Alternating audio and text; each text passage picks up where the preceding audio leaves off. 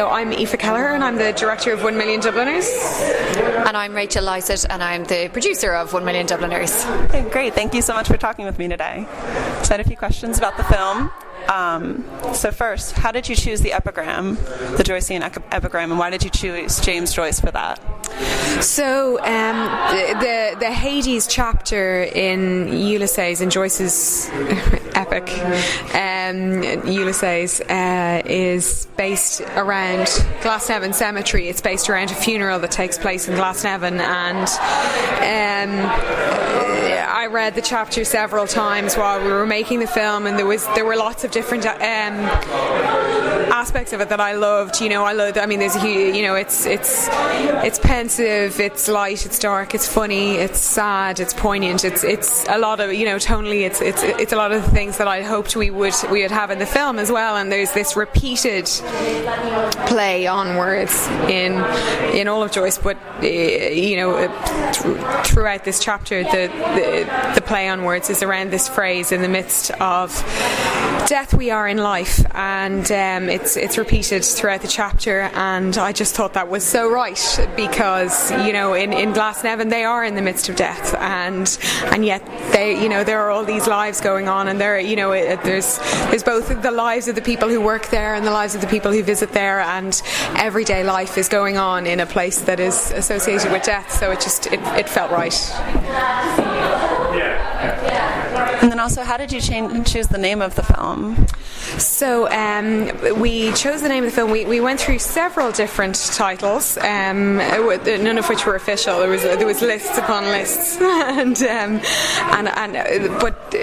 one of the big campaigns, one of the big advertising campaigns that Glasnevin Cemetery had was it was called 1 Million Dubliners, and they had posters all around Dublin that had 1 Million Dubliners, one Brendan Behan, or 1 Million Dubliners, one Michael Collins, and so on, around all of the kind of significant people, or some of the significant people that were buried in the cemetery.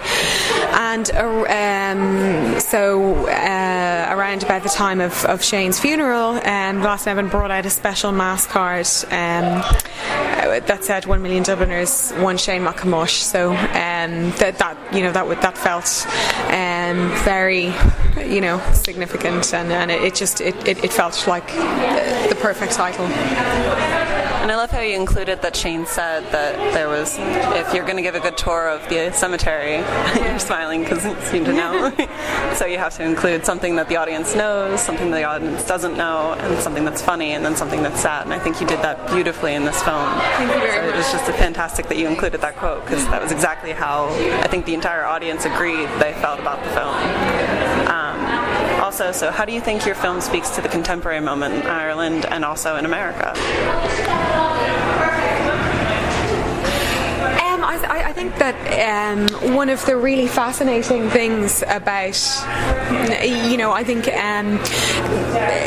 there is a less certainty, I suppose, around life and death, and kind of the grand narratives around life and death, certainly in Ireland now. And I think that what the film shows is that everyone has their own very unique, often quirky take on life and death and on the afterlife. And I think that it speaks to individualism in a lot of ways, and that answering the big questions it's a very personal kind of journey, rather than something that can be answered for you. And the film doesn't set out to tell anyone what to think about anything. I think really what I loved about the process of making it was all of the questions it inspired rather than the answers, and I think that that's what we've set out to invoke with it.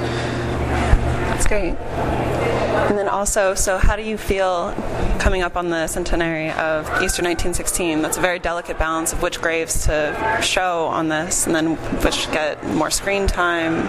It can be easily taken into a political statement. How did you navigate that? How did you work that delicate balance that you did in this film? So I think that in a lot of ways we took our lead from the actual tour. So we followed the kind of standard tour throughout Glasnevin, and we tried to include. I think we derived some solace from what Shane said, which is, he joked about visiting 1.5 million graves and the impossibility of doing that. And obviously there are 1.5 million graves, each with its own valid story. Whether it's personal, whether it's political, whether it's artistic, whether it's literary, and each one of them would have been as valid as another to focus on. We in focusing on the tour, we felt that we were able to convey that experience to an audience as well. That in a way that the film reflected the reality of what a visitor to Glasnevin will experience. So what about the Boston audience? This is your first screening abroad, and what about coming to an international audience? What do you think is important about that? What do you think it's important for an international audience to capture about Ireland, about Glasnevin, about your film specifically? Well, I think there's always something a little bit nerve-wracking about screening a film for the first time. Whether it's the first time ever or whether it's the first time outside of the comfort of your home turf, but certainly we've both had films screen here at the Irish Film Festival Boston before, and the festival has been very supportive of us, so we've some experience of Boston audiences, and certainly tonight they didn't disappoint. They were incredibly receptive. The questions and answer sessions afterwards were really engaged and smart and emotionally involved and politically aware, and it's really fantastic. I guess the thing for us is that there are so many different stories within Glasnevin, and there's just there are a few of those stories in this film, and I think the important thing is that those stories connect with an audience, and that they connect with them intellectually but also emotionally. And I think that you don't know how that's going to go down with an international audience, because the audience perhaps has a different cultural background, maybe has different political knowledge of, say, a home crowd, and I think it's fair to say that the audience here in Boston tonight had a really great response to the film, and they completely got it 100%, and so we're delighted.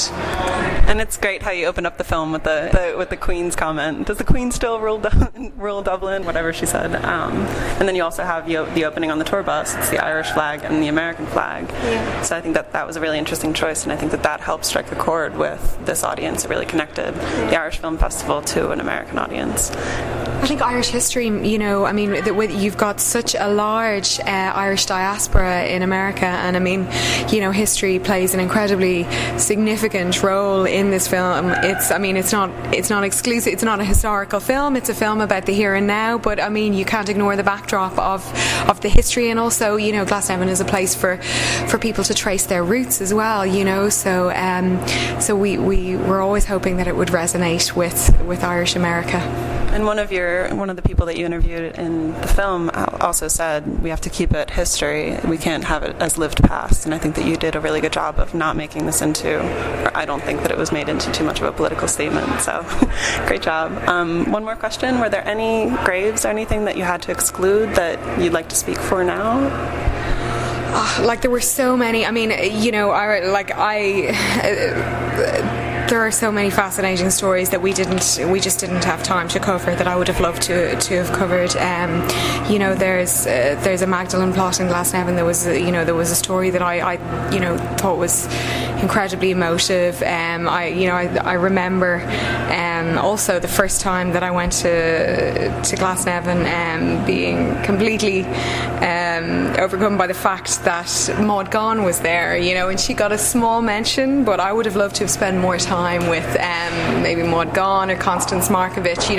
They got mentions, but had they had their own fan clubs, I would have been absolutely delighted to give them much more screen time, because I would have liked to have devoted more time to the women of Glasnevin, I think. And that's what initially drove my question for the Why Joyce, because you had Maud Gonne there, and but then I know with Yeats that would have been a much more difficult issue. Yes. But great choices. Thank you so much for a great film. Thanks. Thank you.